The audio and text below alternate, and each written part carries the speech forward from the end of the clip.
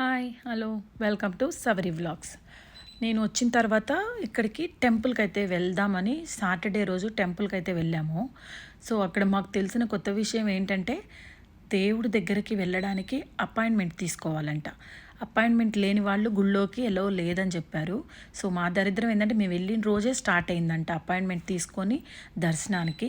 So మొత్తానికైతే దేవుణ్ణి చూడడానికి కూడా అపాయింట్మెంట్ తీసుకొని పోవాలా అమెరికాలో అనేసి అనిపించింది.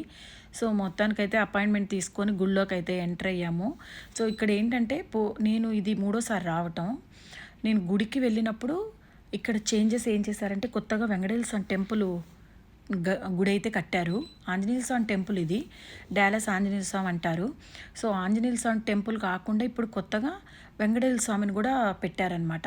సో రోజు రోజుకి గుడి డెవలప్ అవుతుంది కాబట్టే మనకి దేవుణ్ణి చూడడానికి అపాయింట్మెంట్ పెట్టారనమాట.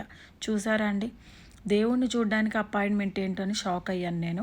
కానీ తప్పదు, టెంపుల్ చూడాలని